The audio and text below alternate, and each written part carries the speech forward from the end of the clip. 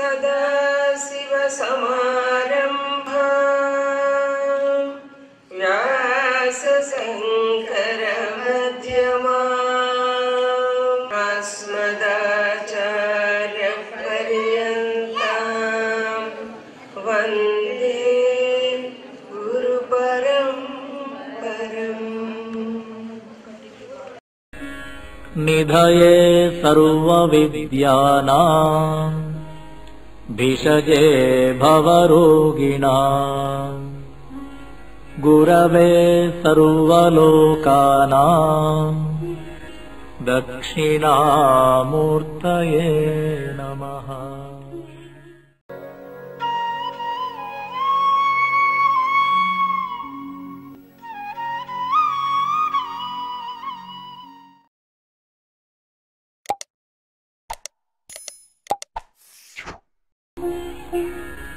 नानाछिद्रघटोदरस्थितमहा दीपप्रभाभास्वरम् ज्ञानं यस्य तु चक्षुरादिकरणद्वारा बहिस्पन्दते जानामीति तमैव भान्तम् अनुभात्येतत्समस्तं जगत् तस्मै श्रीगुरुमूर्तये नम इदं శ్రీదక్షిణామూర్తయే. విశేషమైన ఈ శ్లోకం చతుర్థ శ్లోకం. దీనికి స్వప్రకాశ ప్రకరణం అని పేరు పెట్టుకోవచ్చు. ఈ శ్లోకంలో చెప్పిన అంశాన్ని స్వప్రకాశ ప్రకరణం. భగవంతుడు లేదా ఆత్మ స్వయం ప్రకాశం, ఇదొకటి తెలుసుకోవాలి. స్వయం ప్రకాశం, సెల్ఫ్ ఇల్యూమినేషన్. స్వయం ప్రకాశం, పరప్రకాశం రెండు విషయములు ఉంటాయి. అంటే అవతల దాని వెలుగు వల్ల ప్రకాశించేది పరప్రకాశం, తనంత తాను ప్రకాశించేది స్వయం ప్రకాశం. ఇప్పుడు దేహం స్వయం ప్రకాశమా పరప్రకాశమా మీరే చెప్పగలరు, చెప్పండి. దేహం తనంత తాను ప్రకాశించట్లేదు, బుద్ధి వల్ల ప్రకాశిస్తుంది అనుకుంటారు. గట్టిగా ఆలోచిస్తే బుద్ధి కూడా తనంత తాను ప్రకాశించదు. తనంత తాను ప్రకాశించలేని దేహేంద్రియాదుల్ని ప్రకాశింపజేస్తున్నది ఏదో తెలుసుకో. దాన్ని ఇంకేది ప్రకాశింపజేయలేదు, అది అన్నిటి ప్రకాశింపజేయగలదు. ఆ స్వయం ప్రకాశ వస్తువు ఏదుందో దాని గురించి ఎలా తెలుసుకోవడం అనేటువంటి అంశాన్ని ఈ శ్లోకంలో చూపిస్తున్నారు.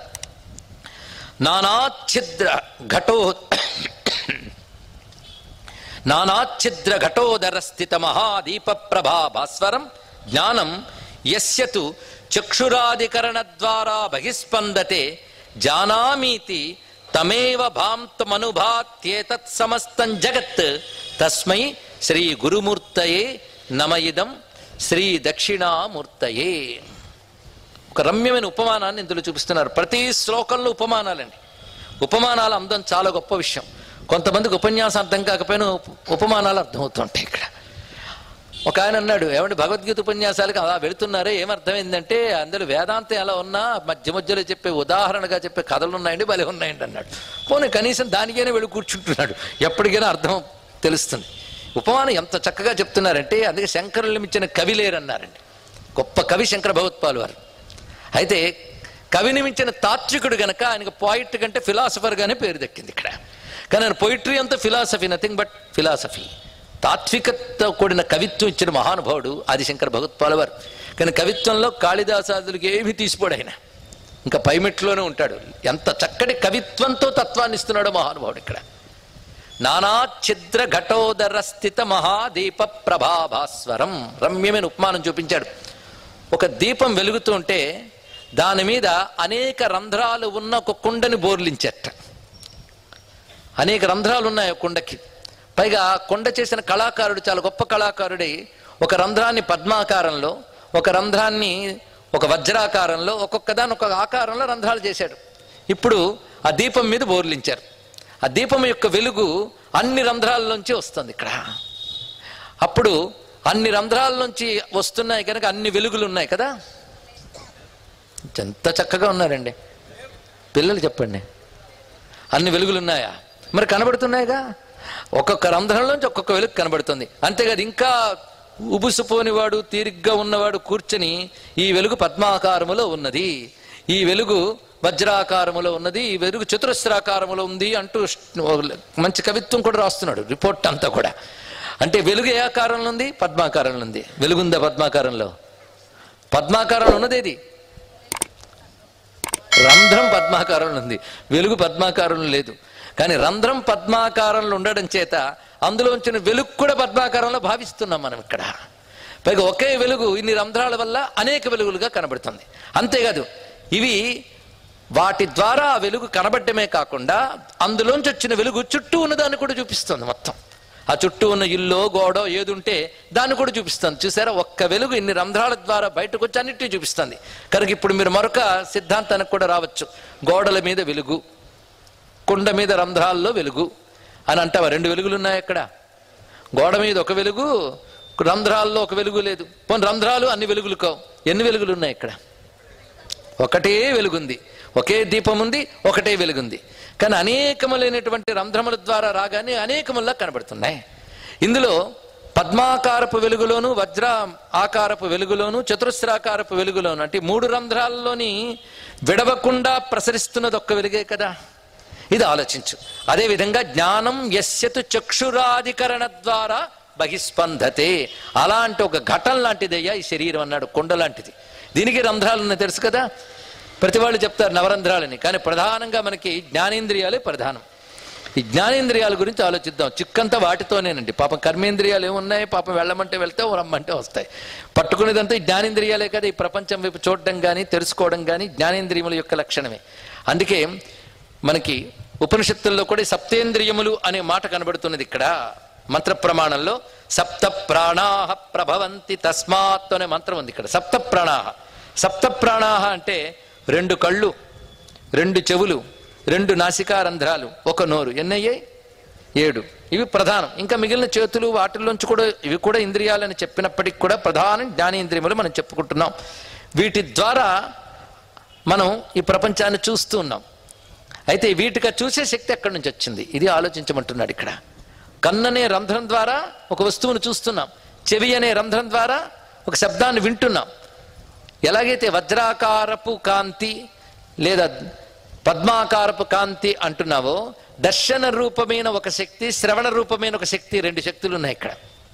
అక్కడ ఎదు చూసిన వెలుగే, ఇక్కడ ఏది చూసిన శక్తే. ఒక్కొక్కటో ఒక్కొక్క శక్తి వస్తుంది. ఆయా ఇంద్రియాలను అనుసరించి ఒక్కొక్క శక్తి వ్యక్తమవుతుంది. ఇక్కడ మనం చేస్తున్నది ఒక మాట ఉంది. నేను చూశానండి, నేను విన్నానండి, నేను అన్నానండి, నేను తిన్నానండి. ఇన్ని వస్తున్నాయా లేదా? ఎన్ని క్రియలు! ఇందులో మీరు గమనించవలసింది ఏంటంటే, చూశాను అని దేనివల్ల అంటున్నావు, విన్నానని దేనివల్ల అంటున్నావు?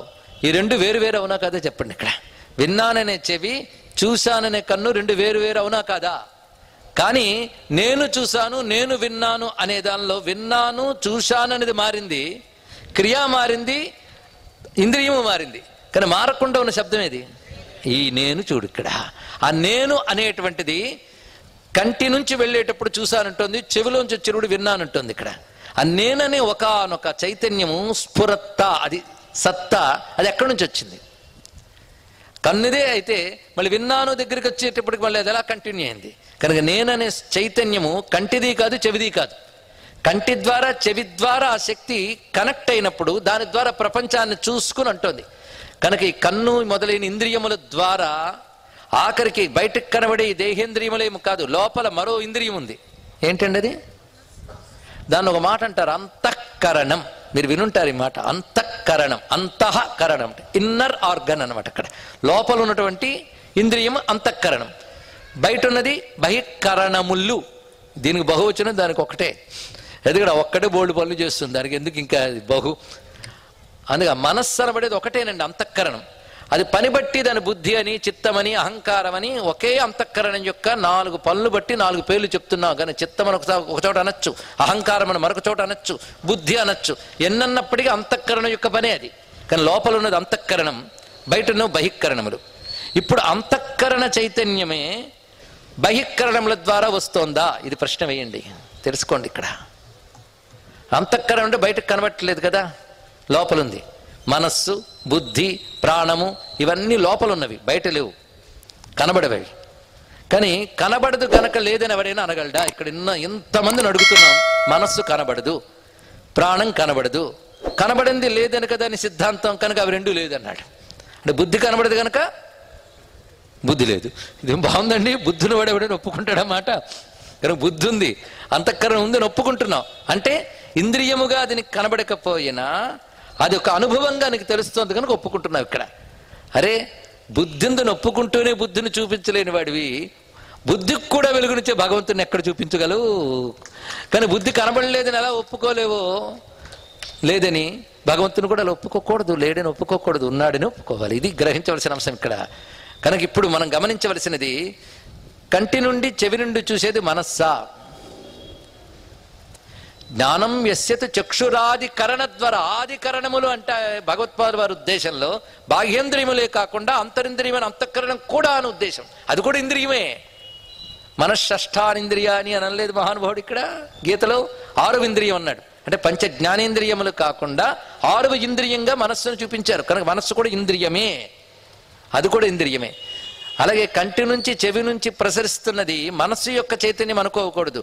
కంటిని చెవిని ఏది ప్రకాశింపజేస్తుందో అది మనస్సును కూడా అదే ప్రకాశింపజేస్తుంది, అది కూడా ఇంద్రియమే. ఇది ఎలాంటిదంటే చిన్న తేడా తెలుసుకోవాలండి. మరొక ఉదాహరణలోకి వెళదాం. ఒక అద్దం మీద సూర్యకాంతి పడి గోడ మీద రిఫ్లెక్ట్ అవుతుంది, ఇది అనుకుందాం. ఒక అద్దం మీద సూర్యకాంతి పడి గోడ మీద రిఫ్లెక్ట్ అవుతుంది. ఉపమానం జాగ్రత్తగా పట్టుకోవాలి ఇక్కడ. ఇప్పుడు గోడ మీద సూర్యకాంతి పడడం కాకుండా అద్దం మీద పడి దాని మీద రిఫ్లెక్ట్ అవుతుంది. ఇక్కడ తేడా ఎక్కడుందంటే ఇప్పుడు 3 సూర్యకాంతులు వచ్చేసాయి. ఆకాశంలో ఒకటి, అద్దంలో ఒకటి, గోడ మీద ఒకటి కదా. ఒక తెలివైన వాళ్ళు బయలుదేరారు లోపలికి. తెలివైన వాళ్ళంటే తెలివి ఉంది అనుకునేవాళ్ళు. అందులో ఒక ఆయన ఏమన్నాడంటే ఈ గోడ భలే వెలిగిపోతుందండి, ఈ గోడ వెలిగిపోవడమే కాదు రంగురంగులు వెలుగుతూ ఉంది అన్నాడు. ఆహా అనుకున్నారు, అందరూ అనుకున్నారు. అందులో ఒక ఆయన కొంచెం వెనక్కి తిరిగి చూశాడు. పిచ్చిన ఆయన గోడ వెలిగిపోవట్లేదు, గోడకి రంగు లేదు.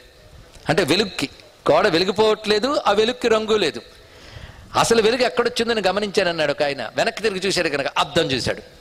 ఆ అద్దం లోపల వచ్చిన కాంతి గోడ మీద పడుతోంది గనక వెలుగు గోడది కాదు, రంగు వెలుగుది కాదు అన్నాడు. జాగ్రత్తగా ఉంటున్నావా? గోడ మీద ఎర్ర రంగు పూసారండి. ఈ వెలుగు దాని మీద రిఫ్లెక్ట్ అవ్వడం వల్ల ఎర్రగా కనబడుతుంది. ముందొచ్చిన వాడు గోడనే చూశాడు గనక గోడ ఎర్రగా వెలిగిపోతోంది అని వాదించగానే రెండో వాడు కొంచెం తెలివేరేవాడు గనక వాడు ఒక మాట అన్నాడు, నాయన వెలుగు గోడది కాదు, రంగు వెలుగుది కాదు అన్నాడు. నేను తెలుగులోనే చెప్తున్నాను, గోడ గురించి చెప్తున్నాను, ఆత్మ గురించి కాదు. కొంచెం సరిగ్గా అర్థం చేసుకోండి. ఇప్పుడు జాగ్రత్తగా తేడా తెలుసుకోవాలండి. వెలుగు దేనిది? ఇప్పుడు మీరు చెప్పండి. వెలుగు దేనిది? అద్దానిది. రంగు దేనిది? తెలిసిపోయింది కదా. రంగేమో గోడది, వెలుగేమో అద్దాన్ని. తేడా తెలిసింది కదా ఇప్పుడు. అంటే అద్దంలో ఉన్న వెలుగుకి రంగు లేదు, వెలుగు మాత్రమే ఉంది. వీడిని ఇప్పుడు పూర్తి జ్ఞాని అంటారా? అద్దం గురించి మాట్లాడిన వాడిని హాఫ్ నాలెడ్జ్ గాడు అంటారు ఇక్కడ.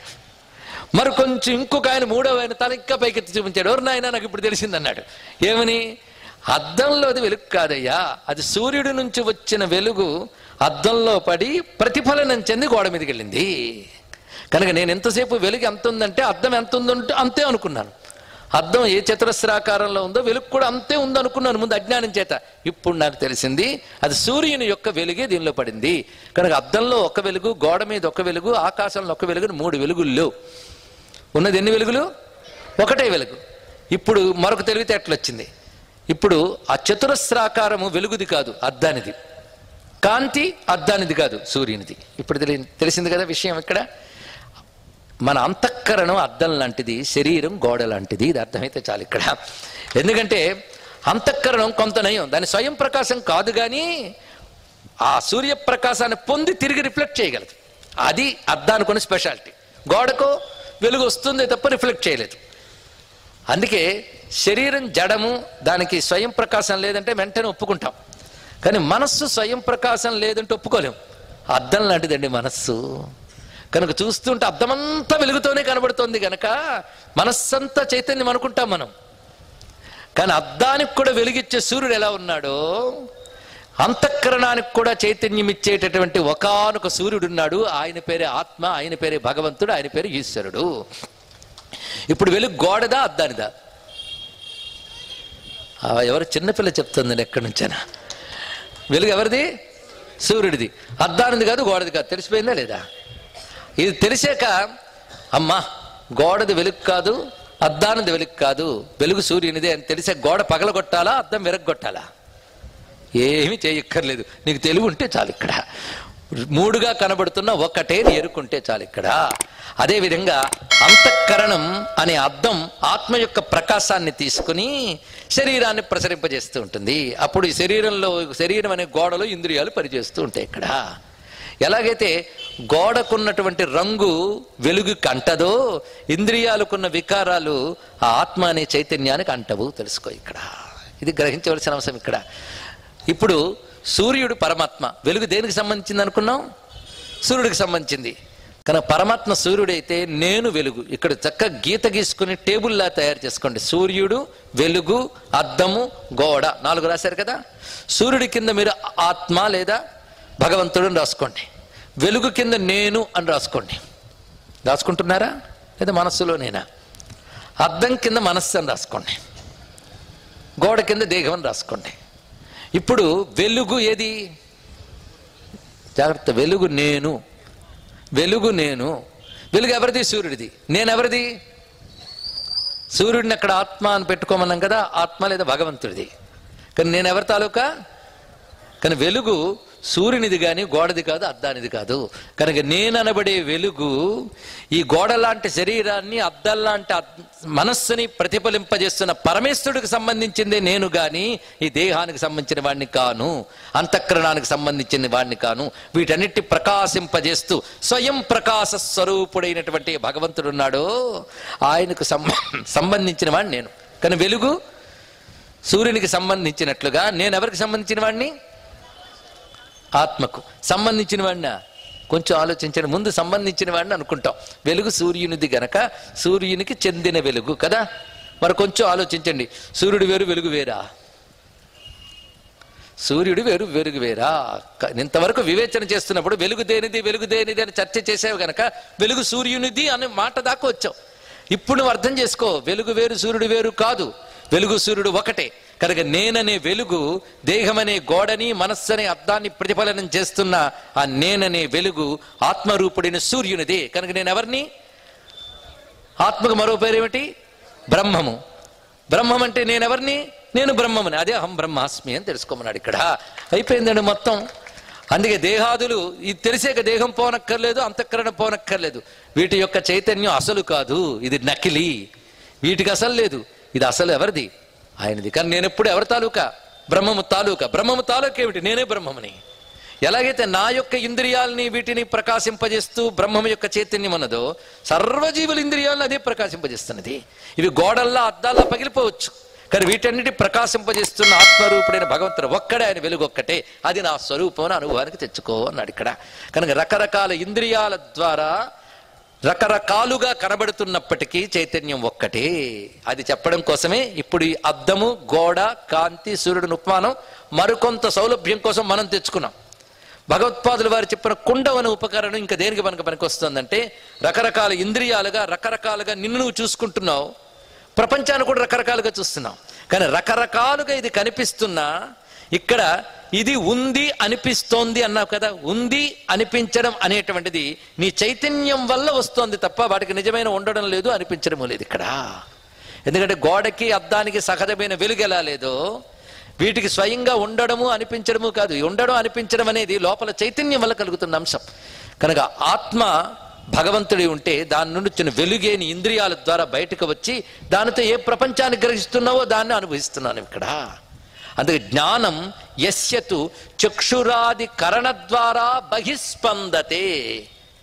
ఇంద్రియముల ద్వారా నీ లోపల ఒక జ్ఞానం, దీన్నే ప్రజ్ఞానం బ్రహ్మ అని మహావాక్యం మళ్ళీ వచ్చింది. ఇప్పుడు 3 మహావాక్యాలు ఇవాళ చెప్పుకున్నాం. అంటే ప్రజ్ఞానం, ప్రజ్ఞానం అంటే నాలెడ్జ్ అని కాదండి, కాన్షియస్నెస్. నాకు ఈ విషయం తెలియలేదండి అన్నాడు ఒక ఆయన. తెలియలేదన్న విషయం తెలిసింది కదా, చాలు. తెలియలేదు అని తెలుసుకునే ఒకానొక ప్రజ్ఞ ఉంది కదా. తెలియడం అనేది ఒక ఇంటలెక్ట్. ఇంటలెక్ట్ అనేది బుద్ధి లక్షణం. కానీ తెలియలేదన్న విషయం కూడా తెలుసుకునేది కాన్షియస్నెస్, అది ప్రజ్ఞానం. రెంటికి తేడా ఉంది ఇక్కడ. అది బుద్ధి అందు ప్రతిఫలనం చేస్తే బుద్ధి పని చేస్తుంది ఇక్కడ. అర్థంలో సూర్యకాంతి వచ్చినట్లు. కనుక తెలివి అనేది దాన్ని చిత్ అంటారు, దాన్ని జ్ఞానం అంటారు. ఆ జ్ఞానం ఎవరిది? ఇంతవరకు చెప్పిన ప్రకారంగా బుద్ధిది కాదు. బుద్ధిని ఇంద్రియాలని కూడా ప్రకాశింపజేస్తున్న ఆత్మది. అందుకే నువ్వు నేను చూసి తెలుసుకున్నాను, నేను విని తెలుసుకున్నాను, నేను అని తెలుసుకున్నాను అంటే ఇంద్రియాల ద్వారా ఒక్కొక్కటి గ్రహించగలుగుతున్నావు, తిరిగి అందించగలుగుతున్నాం. ఈ అందించగలిగినటువంటి ప్రజ్ఞ ఒక్కొక్క ఇంద్రియంలో ఒక్కొక్కలా కనబడుతున్నా, ఒక్కొక్క రంధ్రంలో ఒక్కొక్కలా వెలుగు కనబడుతున్నా, అన్ని రంధ్రాల్లో వెలుగు ఒకటే అయినట్లు ఒక్కొక్క ఇంద్రియం ద్వారా ఒక్కొక్కటి తెలుసుకుంటున్న, అన్నిటి ద్వారా తెలియబడుతున్న చైతన్యం మాత్రం ఒక్కటే. ఆ చైతన్యం ద్వారా వీటి తెలుసుకోగలుగుతున్నాం. ఈ చైతన్యమే బుద్ధిలో బుద్ధి రూప చైతన్యంగాను, కంటిలో దర్శన రూప చైతన్యంగాను, చెవులో శ్రవణ రూప చైతన్యంగాను కనబడుతుంది. శ్రవణ శక్తి, దర్శన శక్తి, వాక్ శక్తి, మనస్సు యొక్క మనన శక్తి, ఇన్ని అంటున్నప్పుడు విడవకుండా వస్తున్న కామన్ వర్డ్ ఏంటి? శక్తి, శక్తి, శక్తి.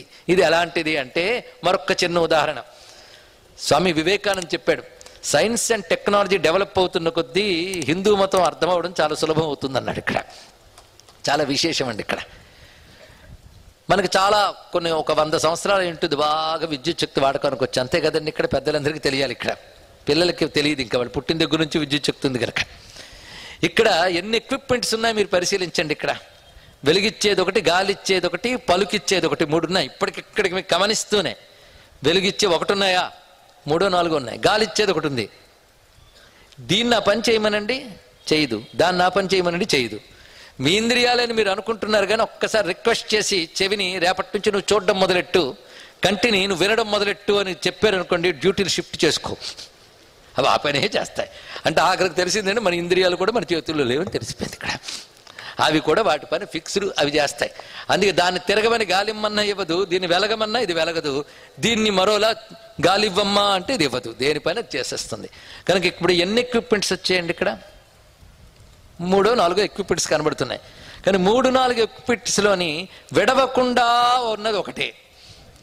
దేన్నంటారు దాన్ని? చూపించండి, అది ఎలా ఉంటుందో ఒక్కసారి చూపిండి. విద్యుత్ శక్తి ఎలా ఉంటుందో నాకు చూపించగలరా? విద్యుత్ శక్తి లేదని నేను అంటాను. అప్పుడు మీరు ఒకటే మాట అంటారు, ఉందండి. ఉందని ఎలా చెప్పగలవు? అది వెలుగుతోంది, తిరుగుతోంది, ఇది పలుకుతోంది కనుక. అప్పుడు కూడా మీరు విద్యుత్ శక్తిని చూపించట్లేదు. ఇవి పని చేస్తున్నాయి కనుక పని చేయించే శక్తిని విద్యుత్ శక్తి అంటారు అని మీరు చెప్తున్నారు. అప్పుడు నేను ఒప్పుకోకపోతే నాకు టైటిల్ ఇస్తారు, మూర్ఖ అని. అంతే కదా ఇక్కడ. కనుక పని చేస్తున్నవి కనిపిస్తున్నా, పని చేయిస్తున్నది కనిపించకపోయినా, పని చేస్తున్న వాటి బట్టి పని చేయిస్తున్నదా అని తెలుసుకోవాలి ఇక్కడ. అదేవిధంగా పని చేస్తున్న ఇంద్రియాలు బట్టి లోపల పని చేయిస్తున్న పరమాత్మను గుర్తించు అన్నారు ఇక్కడ. అలాగైతే నీ ఇంద్రియాలను నువ్వు గుర్తిస్తున్నావు, అలాగే బహిస్పందతే, బయట సూర్య భగవానుడు, చంద్రుడు, ఇవన్నీ ఉన్నాయి. ఇవన్నీ కూడాను ఎవరి వల్ల వెలుగుతున్నాయి? వాడిని చూపించు. వాడిని చూపిస్తే వాడు బల్బు లాంటి వాడు టప్ అంటాడు ఎప్పుడు ఒకడు. వాడేం టప్పనడు. ఇక్కడ బల్బు పేర్లో విద్యుత్ పోదు, అవునా లేదా? విద్యుత్ అలాగే ఉంటుంది ఇక్కడ. దాని నుంచి విత్తి రావడం, దానికి కనెక్ట్ అవ్వడమే తప్ప విద్యుత్ శక్తి ఎక్కడికి పోతుంది చెప్పండి ఇక్కడ. అలాగే ఈశ్వర శక్తి ఒక్కొక్క దానిలో ఒక్కొక్కలా కనిపిస్తుంది. సూర్యుల్లో వెలుగులా కనబడుతుంది, నీటిలో అది దాహహరణ శక్తిలా కనబడుతుంది, భూమి యందు గంధంలా కనబడుతుంది. వీటిని విభూతులు అంటారు. ఇది ఆయనే చెప్పాడు, రసోహమప్సు కౌంతేయ ప్రభాస్మి శశి సూర్యయోహో. ఎందులో? విభూతి యోగంలో స్వామివారు చెప్పారు ఇక్కడ. కనుక అక్కడ ఒక వెలుగ్గా, గాలిగా ఇన్ని కనబడుతుంది. పంచభూతాల్లో వ్యాపించిపోయినవాడు ఆ చైతన్యమే. ఇప్పుడు విద్యుత్ శక్తి వల్ల ఇది వెలుగుతోంది, తిరుగుతోంది, ఇది పలుకుతోంది.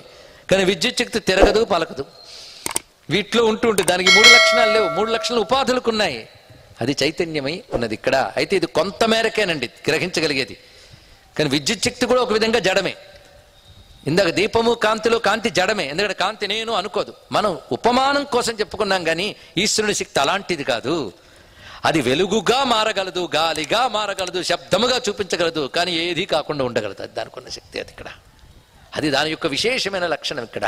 అది సర్వేంద్రియముల్ని ప్రకాశింపజేస్తున్న దానికి మాత్రం ఏ ఇంద్రియం అక్కర్లేదు. ఇంద్రియాలు దానివల్ల పనిచేస్తున్నాయి, కానీ ఇంద్రియాలు అవసరం లేకుండానే శక్తి ఉంది దానికి ఇక్కడ. అది గొప్ప విశేషమైన అంశం. అందుకే ఆత్మ యొక్క శక్తి చేతనే మనస్సు స్వప్నంలో అనేక దృశ్యాలు చూడగలుగుతుంది. అప్పుడు కన్నుందా? లేదే. మరి దృశ్యం కనబడిందా లేదా కల్లో? చెప్పండి, ఏ కన్నుతో చూశారు మీరు? అంటే ఇంద్రియాపేక్ష లేకుండానే ఒకనొక శక్తి లోపలుంది. అది వీటన్నిటి ప్రకాశింపజేయగలదు. ఆత్మ యొక్క వెలుగులోనే మనస్సు తన వాసనల్ని స్వప్నాల రూపంలో చూడగలుగుతుంది. అలా చూడగలిగే శక్తి ఆ మనస్సుకి ఇచ్చిందేది ఆ దివ్యమైన ఆత్మరూపుడైన భగవంతుడే. నా యొక్క అసలు స్వరూపుడేది. ఈ ఇంద్రియాలని మనస్సును కూడా ప్రకాశింపజేయగలిగేటటువంటిది, ఇవి లేకుండా కూడా ప్రకాశించగలిగేటి స్వయం ప్రకాశ వస్తువేదుందో అది. అది ఎలా తెలియబడుతోందంటే, జానామీతి తమేవ భాంతమనుభాత్యే తత్సమస్తం జగత్. నేను చూశానండి, నేను విన్నానండి అన్నప్పుడు అనుభాంతి, ఏది అను అను అంటే విడవకుండా భాంతి ప్రకాశిస్తున్నదో, ఏది అనుభాతి, ఏది విడవకుండా ప్రకాశిస్తుంది చెప్పండి. జానామీతి తమేవ భాంతం అనుభాత్యేతత్ సమస్తం. అనుభాతి, అనుభాతి అంటే దాన్ని అనుసరించి ప్రకాశిస్తున్నది, విడవకుండా అని మరొక అర్థం అన్నది ఇక్కడ. ఇందులో కన్ను చెవి అన్నప్పుడు చూశాను విన్నాను అన్నప్పుడు నేను అనేది అను విడవకుండా ప్రకాశిస్తోంది వాటన్నిట్లో ఇక్కడ.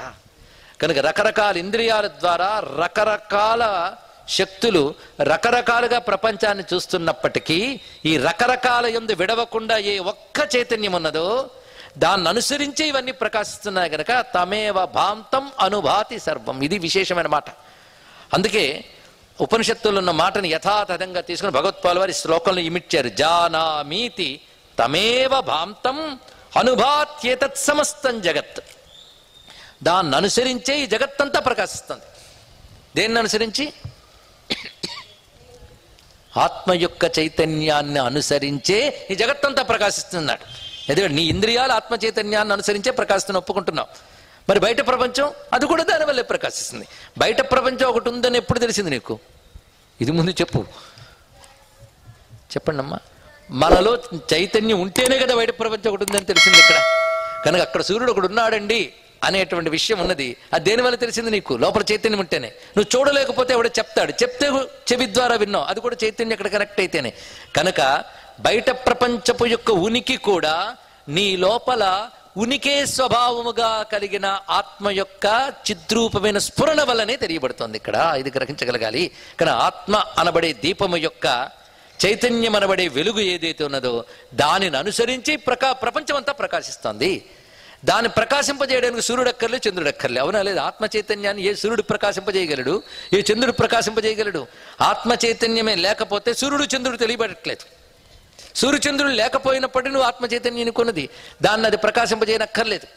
అదే ఇక్కడ నతద్భాసయతే సూర్య న శశాంకో నపావక అనేటువంటి విషయంలో భగవద్గీతలో చెప్తే అదే విషయాన్ని ముండకోపనిషత్ చాలా చక్కగా చెప్పింది. నతత్ర సూర్యో భాతి న చంద్ర తారకం నేమా విద్యతో భాంతి కుతోయమగ్ని తమేవ భాంతం అనుభాతి సర్వం తస్య భాసా సర్వమిదం విభాతి. తమేవ భాంతం అనుభాతి సర్వం. ప్రకాశిస్తున్న దానిని మాత్రమే ఆధారం చేసుకుని మిగిలినవన్నీ ప్రకాశిస్తున్నాయి. అంటే మునుపు శ్లోకంలో చెప్పిన స్ఫురణం సదాత్మకం దాన్ని ఆధారం చేసుకుని అసత్కల్పార్థకం భాసతే అన్నట్లుగా మన లోపల ఆత్మ చైతన్యాన్ని ఆధారం చేసుకుని ఇంద్రియాదులు గాని ప్రపంచము గాని ప్రకాశిస్తున్నది. వాటికంటూ ప్రకాశము లేదు, దీన్ని అనుసరించుతూ ప్రకాశిస్తున్నది. కానీ స్వయం ప్రకాశ స్వరూపం దేనిది? ఇప్పుడు చెప్పండి. ఆత్మ స్వయం ప్రకాశ వస్తువు. ఆ ప్రకాశం పేరే చిత్. అది ఎప్పుడు ఉంటుంది కనుక సత్. ఈ సత్ చిత్తే ఆత్మ యొక్క లక్షణము. అది తెలుసుకున్నావు అనుకో, అంతకంటే ఆనందం మరొకట్లేదు. ఎందుకంటే ఇంద్రియాలతో పొందే పదార్థాలు ఇవి చూస్తూ నచ్చితే ఆనందం, నచ్చకపోతే దుఃఖం అనుకుంటున్నాం మనం. దేన్ని అనుసరించి? ఇంద్రియాలను అనుసరించి. కానీ ఇంద్రియాల నుంచి వచ్చేటువంటి ఒక శక్తిని అనుసరించి నువ్వు ప్రపంచం వైపు మమకారం పెట్టుకుంటున్నావు. కానీ ఇంద్రియాలని ప్రపంచాన్ని కూడా ప్రకాశింపజేస్తున్న ఆ సచ్చిద్రూపమైన చైతన్యం ఎంత అనంతం, ఎంత అఖండం. కిటికీలో ఒక వెలుగు, పైకప్పులో ఒక రంధ్రంలోంచి వెలుగు అని రెండులో ఒకటే సూర్యకాంతి. అదే సచ్చిత్ అని నువ్వు గ్రహించగలిగితే ఎంత అనంతమైన శక్తి అండి. ఇంద్రియాపేక్ష లేదు కనుక ఇంద్రియాల వల్ల పొందవలసినటువంటి రాగద్వేషాల్లో సుఖ దుఃఖాల్లో కేవలం సచ్చిద్రూపమైన ఆనందం ఉంది కనుక సచ్చిదానందం అన్న మాట దానిది ఇక్కడ. కనుక సచ్చిదానంద స్వరూపం దేనిది? ఇంతమంది 2 రోజుల నుంచి ఎందుకు గింజుకుంటుంటే ఒకరిద్దరు చెప్పడం ఏంటండి ఇక్కడ? సచ్చిదానంద లక్షణం దేని? దేహానిది కాదు, ఆత్మది. ఆ ఆత్మ అంటే మన లోపల వెలుగది ఎవరిది? ఆ పరమాత్మైన ఆయనదే. కిటికీలో ఒక సూర్యుడు, బయటకు సూర్యుడు అనేది కిటికీ ఉపాధి వల్ల ఎలా చెప్పేవో, దేహోపాధి వల్ల జీవాత్మ పరమాత్మ 2 వ్యవహారాలు చెప్తున్నావు కానీ ఉన్నది ఒకటే. ఇది గ్రహించు. తమేవ భాంతం అనుభాతి సర్వం. జానామీతి తమేవ భాంతం అనుభాతి ఏతత్ సమస్తం జగత్. గురువు గారు ఎంత అందమైన మాట వేశారంటే, నీ ఇంద్రియాల ద్వారా నీ చైతన్యము ప్రకాశిస్తూ ఉన్నది. కానీ ఇన్ని ఇంద్రియాలు ఉన్నందుకు ఇన్ని చైతన్యాలు లేవు. వీటన్నిట్లో వ్యాపిస్తూ అనుస్యూతముగా అంటే విడవకుండా కొనసాగుతూ ఒకటిగా ఉన్నది ఏదుందో అదే జానామి, తెలుసుకుంటున్నానని చిద్రూపమైన చైతన్యముగా ఉన్నది. దాన్ని అనుసరించే ఇవన్నీ ప్రకాశిస్తున్నాయి.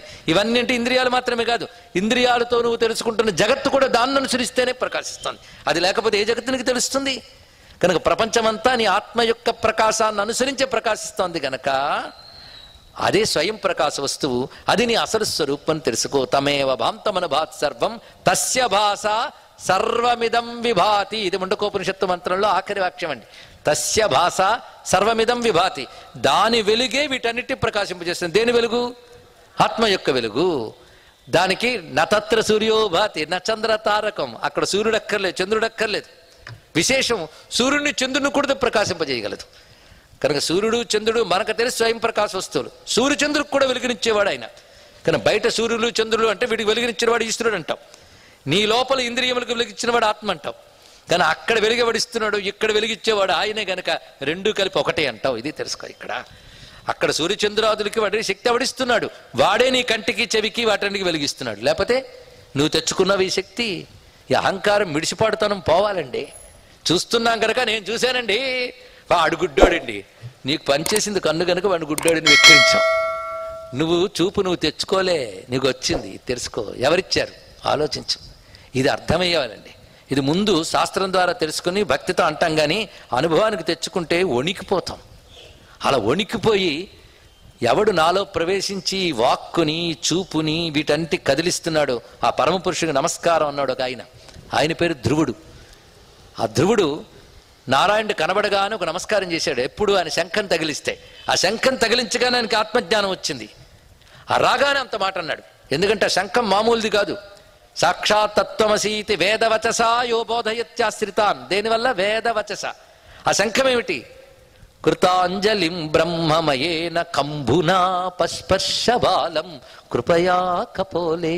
భాగవతంలో అందమైన శ్లోకం అండి. ఇక్కడ బ్రహ్మమయేన కంభునా పస్పర్శ, వేదమయమైనటువంటి శంఖంతో తగిలించట్టాయన. వేదమయమైన శంఖం అంటే వేదవచస, మరొకటి కాదు. జ్ఞానం వేదం, ఆ జ్ఞానమంతా శంఖంలో ఉంది. దాన్ని తగిలించాడు ఆయన. తగిలించగానే విద్యుచ్ఛక్తి కనెక్ట్ కాగానే మైకు పనిచేసినట్టు నారాయణుడి యొక్క జ్ఞానశక్తి కనెక్ట్ కాగానే ధ్రువుడి బుద్ధిశక్తి ఒక్కసారి వెలిగి, ఇవాళ నా బుద్ధిని వెలిగించిన వాడు నువ్వు. ఇవాళే కాదు, అన్ని వేళలా నా మాటని, నా చూపుని, నా కదలికని, నా నాసిక వాసనని, నా నోట పలుకుని, నా నాలిక రుచిని కూడా వెలిగిస్తున్న ఆత్మరూపుడివే నువ్వు. నాలో ఉన్నావు. నాలోనే కాదు, అందరిలో ఉన్నావు. నా శరీరం అనే పురంలో ఉన్నావు కనుక నువ్వు పురుషుడివి. అందరి శరీర పురాల్లో కూడా నువ్వే ఉన్నావు. అటువంటి నీకు నమస్కారం అన్నాడండి. అంతేగాని వైకుంఠము నుంచి దిగి వచ్చిన ప్రభువునికి నమస్కారము, పరలోకమునందున ప్రభువుని పూజించుడు అనలేదు ఆయన. ఎంత జగ్గా చెప్పాడంటే, యోంత ప్రవిశ్య మమ వాచమిమాం ప్రసుప్తాం సంజీవయతి అఖిల శక్తిధరస్వధామ్న అన్యాశ్చ హస్తచరణ శ్రవణత్వగాదీన్ ప్రాణాన్ నమో భగవతే పురుషాయ తుభ్యం. ఇవాళ నాకు స్పష్టంగా తెలిసింది, ఈయన లోపల ప్రవేశించడం వల్లే నా నోట వాక్కు వచ్చిందని. ఇవాళ తెలిసింది, కానీ ఇప్పుడు అదే చేస్తున్నాడు ఆయన.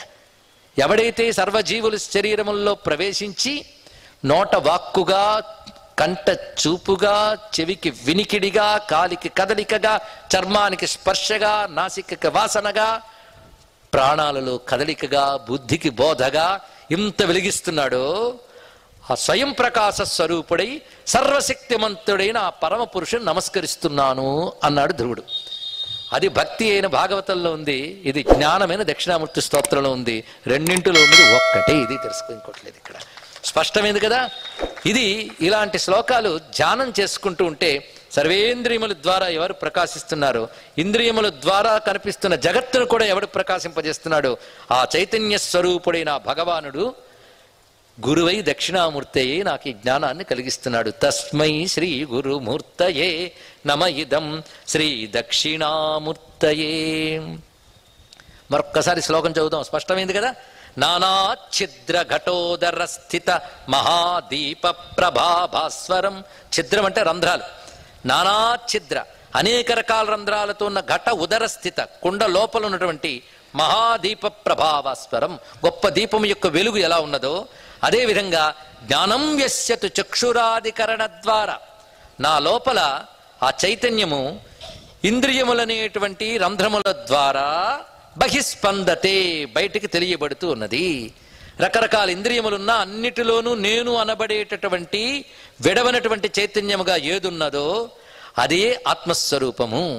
అది నన్నే కాదు, ఈ సమస్త జగత్తుని కూడా ఈ విధంగా భాషింపజేస్తున్నది.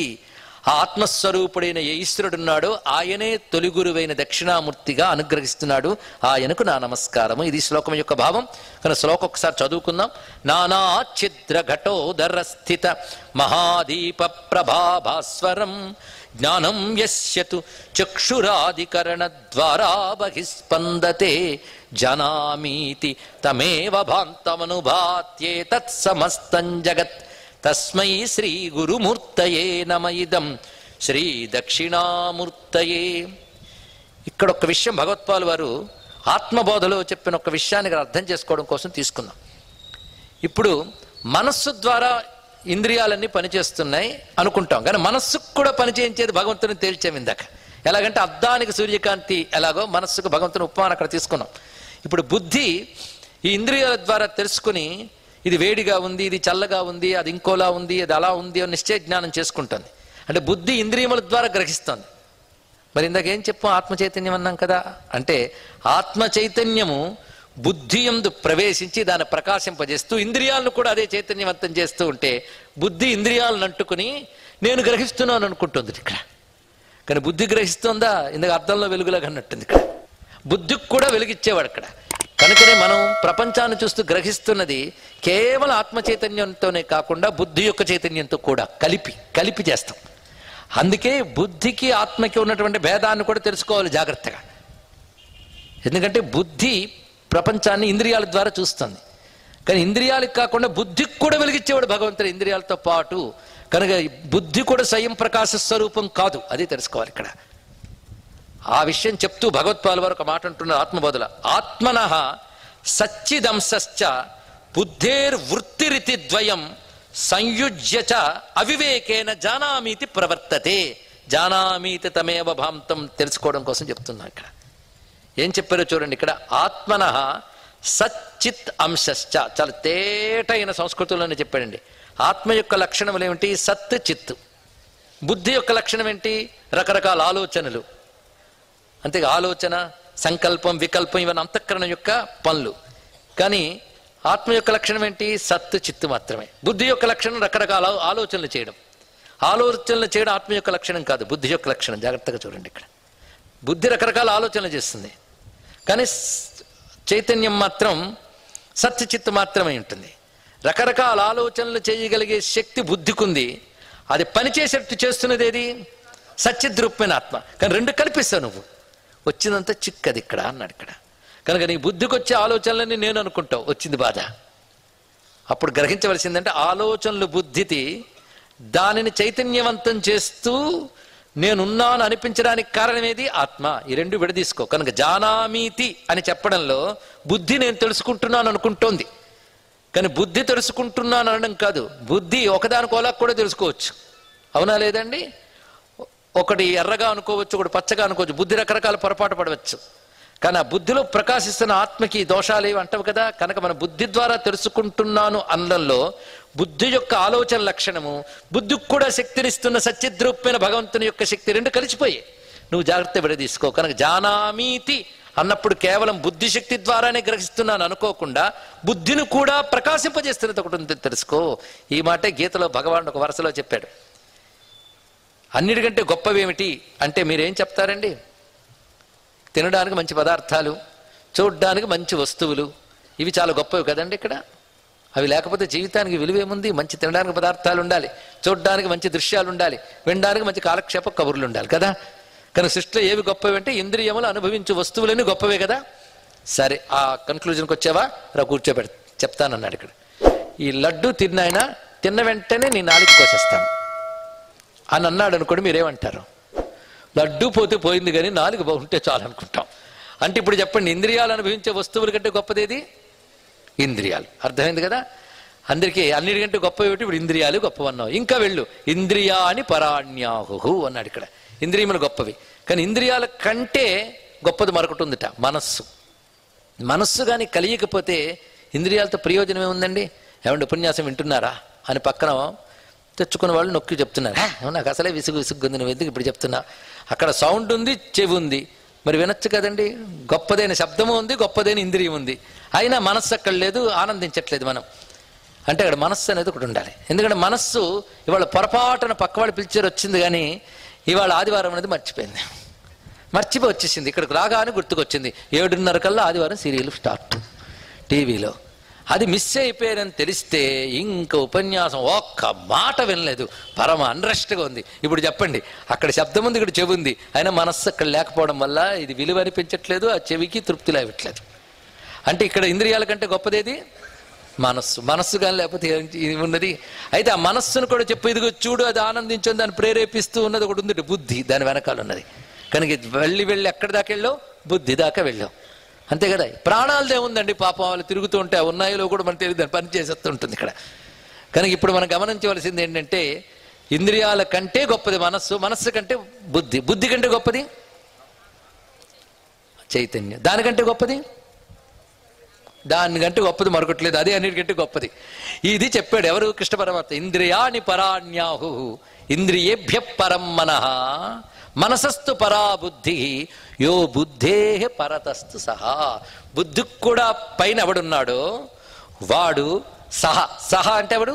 పరమాత్మ వాడు. ఈ మాటనే గాయత్రి మంత్రం ధియో యోన ప్రచోదయత ఒక్క మాటలో చెప్పిందండి. ఇక్కడ బుద్ధికి కూడా చైతన్యం ఎవడిస్తున్నాడు, వాడిని నేను ఉపాసిస్తున్నాను, అది దాని యొక్క అర్థం ఇక్కడ. ఇది ఉపాసించడం మొదలెడితే మన బుద్ధికి ఆయన వెలుగే ఎక్కువ వచ్చి ఈ బుద్ధికున్న అనుమానాలు భయాలు అనే పిచ్చిలన్నీ పోయి దాని అసలు వెలుగు తెలుసుకుంటుంది ఇక్కడ. ఇది ఎలాంటిదంటే, ఒక చిన్న అద్దాన్ని మనం తీసుకుని గాజుని, ఏ రంగు లేని గాజుని కానీ మీరు దీపం దగ్గర పెడితే దీపం యొక్క అసలు రంగు తెలుస్తుంది, అవునా లేదా? చెప్పండి. ఏ రంగు లేని గాజుని దీపానికి ఎదురుగా పెడితే దీపం అసలు రంగు తెలిసింది. ఆ గాజుకి ఎరుపు రంగు పూసేసి దీపం దగ్గర పెడితే ఎలా కనబడుతుందండి? ఎర్రగా కనబడుతుంది. అంతేకాదు, ఆ గాజు నుంచి వచ్చి గోడ మీద పడే కాంతి కూడా ఎర్రగానే కనబడుతుంది. అలాగే బుద్ధికి అజ్ఞానము మొదలైన రంగులు పూసేస్తే దానికి వెలుగిచ్చే ఆత్మ అనే దీపం యొక్క అసలు రంగు తెలుసుకోదు సరికదా. తన బుద్ధి యొక్క ఎరుపు వెలుగు నుంచి వచ్చే దీపం నుంచి వెలుగు కలిపేసుకుంటుంది. అలాగే మన బుద్ధి వికారాలని ఈశ్వర చైతన్యాన్ని కలిపేసుకుని మనం బతికేస్తున్నాం ఇక్కడ. ఆ వికారాలు తొలగించి నిర్మలమైన బుద్ధి చేయగలిగితే ఈశ్వరుడి యొక్క అచ్చమైన ప్రకాశం మాత్రమే అది గ్రహిస్తుంది. దానితో జగత్తు యొక్క అసలు స్వరూపం కూడా చూడగలదు. అప్పుడు బయట లోపల ఒకే వెలుగు తెలుసుకోగలం. కానీ ఆ బుద్ధిని నిర్మలం చేసుకోవాలి ఇక్కడ. బుద్ధి మొదలుకుని సర్వేంద్రియములను ఏది ప్రకాశింపజేస్తోందో దాన్ని గ్రహించాలి అంటే బుద్ధిని నిర్మలం చేసుకుని తనకు కూడా వెలుగునిచ్చేదేదో తెలుసుకోగలిగి దాని అసలు స్వరూపాన్ని గ్రహించితే వీటన్నిటిని ప్రకాశింపజేస్తున్నది ఈ దీపమే. ఈ రంగులు ఇవన్నీ కూడా ఉపాధుల వికారాలే తప్ప వెలుగు యొక్క వికారాలు కావు. ఆ వెలుగు స్వచ్ఛమైనది, నిత్యమైనది, సత్యమైనది, చిత్తైనది అని తెలుసుకుంటావు. అది జానామి తమేవ భాంతమనుభాత్యేత సమస్తం జగత్. ఇంద్రియాదుల్లో ప్రకాశిస్తున్న చైతన్యం వలనే బుద్ధిని కూడా ప్రకాశింపజేస్తున్నది అదే. అదే జానామీతి అని చెప్పడంలో విశేషమైన అంశం అండి ఇక్కడ. ఉదాహరణకి కంటి నుంచి చైతన్యం వస్తోంది కనుక ఏదైనా చూడగలుగుతున్నాం, దర్శన శక్తి వల్ల ఒప్పుకుంటాం. కానీ ఒక ఆయన పైన చంద్రుడిని కన్ను ఇలా అనుకుని చూసేట, అప్పుడు 2 చంద్రులు కనబడ్డారు. 2 చంద్రులు కనిపింపజేసింది ఎవరు? ఆత్మ చైతన్యం కదా. ఆత్మ చైతన్యమా? నువ్వు కంటిని వికారంగా పెట్టాలకు కనబడింది ఇక్కడ. చైతన్యం మాత్రం అలాగే ఉంది. అలాగే నీ బుద్ధిని ఇంద్రియాలకి వచ్చిన వికారాలు బట్టి రకరకాలుగా చూస్తావు, కానీ దాని యందు చైతన్యముగా ఉన్నది మాత్రం ఒకటే, దానికి ఏ వికారము లేదు. అది నీ అసలు స్వరూపం తెలుసుకో. ఇది ఆ గురువైన దక్షిణామూర్తిని ఆశ్రయిస్తే గ్రహించగలవు అంటూ తస్మై శ్రీ గురుమూర్తయే నమయిదం శ్రీ దక్షిణామూర్తయే.